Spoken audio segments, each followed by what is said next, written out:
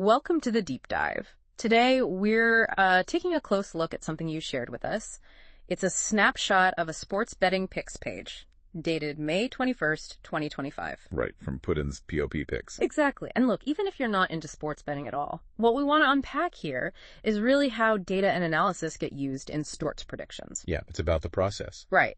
So our mission is kind of figuring out how these picks get made, what insights you can maybe pull about sports analysis generally, see what's under the hood. It's a good window, this page. Okay. You get the predictions, sure, but also the stats behind them, and interestingly, how they've done historically, their track record. Okay, let's unpack this then. First thing I see is sort of a season summary. They break down picks by confidence level. That's right. They have categories. So strong plays, 19 wins, 5 losses. Pretty good. Then good plays, 14 and 9. Okay. And then another good play is listed at 2 wins, 1 loss. Now that looks like, well, probably just a small typo in the source. Yeah, that seems a bit odd. Given how these things usually work, you'd expect maybe strong, good, and then something like value plays. So that 2-1 record, probably meant for value plays. That makes a lot more sense, yeah. Strong, good, value. Okay, so if we assume that correction, their overall record stands at 35 wins and 15 losses. Not bad at all. Pretty solid. And what jumps out, especially if someone was using this for, actual betting, is the bankroll change, plus 7.7%. Right. That's key. It suggests, overall profitability based on their recommendations up to that point. Give some context. Provide some background confidence as we look at the specific picks for that day. Exactly. It shows a pattern of generally successful analysis. All right, let's dig into the specifics for May 21st. Their top one, the strong play. Philadelphia Phillies money line, negative 220 against the Colorado Rockies. And they slapped a 75% probability on that one.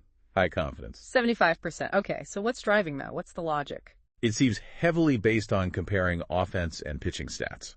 So offensively, they point out the Phillies are strong, 8th in runs per game, scoring about 4.83. Uh-huh. And they highlight weighted on base average, WOBA, which is 0.329. WOBA, that's, a better measure than just batting average for overall hitting value. Got it. Higher is better. Yep. And then you look at the Rockies, struggling. 29th in runs per game, only 3.31. Oof. Big difference there. Huge gap in run production, yeah. So offense clearly favors Philly. What about the guys on the mound, the pitching? That leans even more towards the Phillies, according to this analysis. Phillies starter, Taijuan Walker. His expected xERA is 3.61. So xERA tries to strip out some luck. Right. Based on contact quality. Exactly. And his expected xFIP is 4.24. FIP focuses more on things the pitcher controls: Ks, walks, homers. Right, feeling independent pitching. And his xFIP, which adjusts for park and league, is 105. Remember, under 100 is better than average, so 105 is just slightly below average there. And .7 WAR wins above replacement. Okay, so solid, if maybe not spectacular, underlying numbers for Walker. And the Rockies starter, Carson Palmquist. Yeah. And, well, his ERA is listed at 11.25, but that's just one game. The page notes his metrics are untested. Ah, so basically an unknown quantity versus a known one. Pretty much. Big advantage Phillies in terms of starting pitcher reliability and stats. Okay, but here's the thing. Coors Field. Everyone knows it's a hitter's paradise, right? Thin air, balls fly. Doesn't that help the Rockies? It does, generally. But the analysis acknowledges that and still favors Philly. They point to the Phillies' power, specifically their 8.3% barrel rate. Barrel rate. Explain that. A barrel's like the perfect combination of hitting the ball hard and at the right launch angle. Leads to extra base hits, homers. So a higher rate means they make that ideal contact more often. Okay, so even in Coors, the Phillies hit the ball hard consistently. That's the idea. Now, on the flip side, the analysis suggests the Rockies might struggle to capitalize. They strike out a lot, 27.0% K rate. High strikeout rate. Yeah. And their home run to fly ball rate is low, only 10.6%. Yeah. So when they do hit fly balls, they aren't often leaving the park. And the Phillies pitching can exploit that. Seems so. Philly pitchers have a high strikeout rate, 9.83 K per 9 innings. Good at getting those Ks, which helps negate contact in a hitter's park. Makes sense. And the Phillies offense, beyond just barrels. They also have a decent home run to fly ball rate themselves, 12.3%. And crucially, their pitching limits quality contact well. Their expected WOBA against xWOBA is low at 0.305. So they prevent other teams from hitting the ball hard and effectively. Basically, yeah. So you put it all together, strong Philly offense versus weak Rockies pitching, reliable Philly starter versus untested Rockies guy, Phillies power playing even in Coors, Rocky struggles against Phillies K pitching. It paints a picture. You can see why they'd call Necas 220. Even though it's deep, their safest bet. Precisely. The justification is laid out pretty clearly through those stats. Okay, moving on. The good play. Houston Astros money line, Negus 136 against the Tampa Bay Rays. Probability here is 65%. Right. A bit less confident than the Phillies pick, but still strong. Yeah. Here, the analysis seems to pivot more towards Houston's pitching strength. How so? Well, team-wise, the Astros ERA is excellent, 3.38, second in the league. Their expected WOBA against is .305, fourth best. They limit damage. Very strong team pitching numbers. And their starter for this game, Hunter Brown. His underlying stats are really impressive. xERA of 2.74, IFIP even lower at 2.61. Wow, those are elite numbers. Yeah, and his xFIP is 63. Remember, way below 100 is great. And a strong 2.4 WAR. Looks dominant based on those metrics. Okay, dominant starter for Houston. How do the Rays match up offensively and pitching-wise? The analysis calls the Rays offense below average. They're 26th in runs per game, 3.85.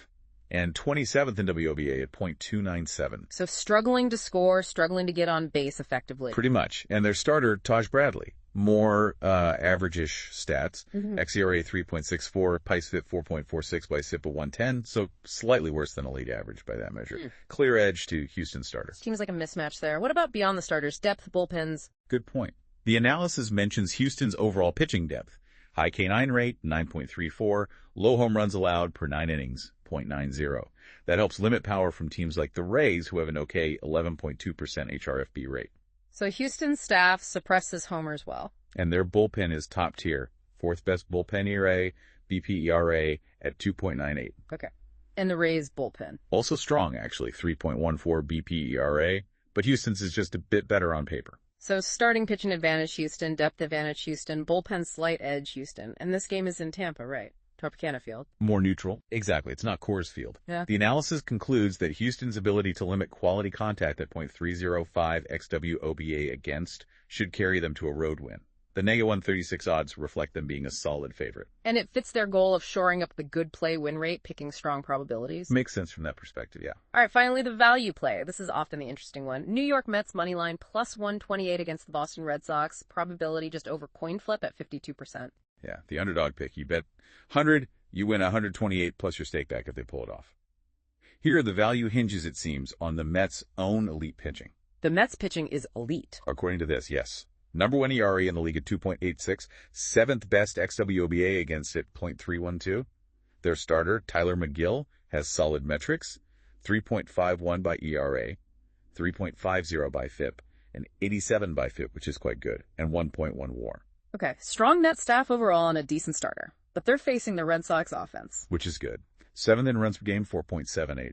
10th in WOBA, .328. So it's strength against strength. Yeah. Elite Mets pitching versus strong Red Sox hitting. A classic matchup. And who's pitching for Boston? Garrett Crochet. And his numbers are also elite. 3.18 by ERA, 3.01 by FIP, a really good 73 by FIP, and 1.7 WAR. So both starters look pretty capable based on these metrics. Okay, so both starters are good and Boston's offense is good. Where does the Mets' value come from? Couple things. One key stat highlighted is the Mets' ability to limit home runs, just .69 HR9 allowed. Very low. League best, almost. It's extremely low.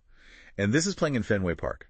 Now, Fenway is hitter-friendly overall, but that big green monster in left can actually suppress home runs sometimes. Right, turn some homers into doubles off the wall. Exactly. So the thinking is, the Mets' ability to keep the ball in the park might neutralize some of the Red Sox power over. Boston has a high 14.0% HRFB rate. Interesting angle. So Mets pitching might play up even in Fenway for that reason. What else? Well, the Mets' offense isn't bad either, 12th in runs per game, 4.35. And their bullpen is strong, 6th best BP ERA at 3.31. That contrasts with Boston's bullpen, which is ranked more average, 4.31 BP ERA. So a potential late-game advantage for the Mets if it's close. That seems to be part of the calculation. Yeah. The analysis suggests the Mets' knack for limiting contact at .312 xWOBA against, and their own ability to generate runs, 13.6% HRFB, makes them a live underdog. A live underdog. I like that phrase. Yeah. And they mentioned the plus 128 odds offer excellent value, referencing a previous successful underdog pick they made.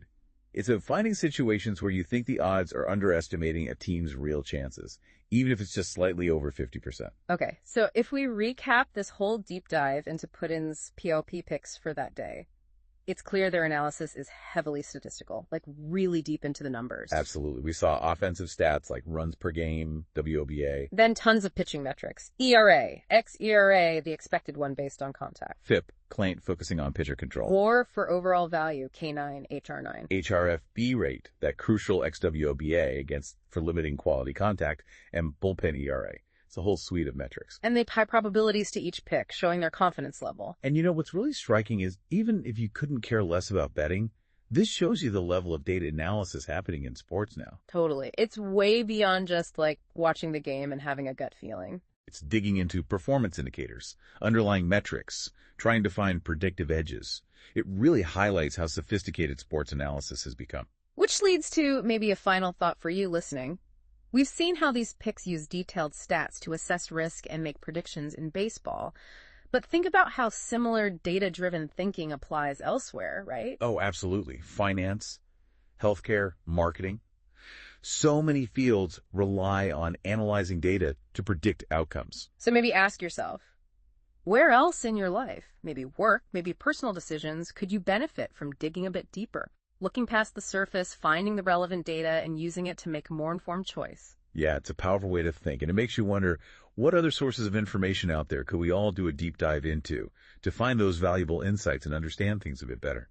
Something to think about. Thanks for joining us on the Deep Dive.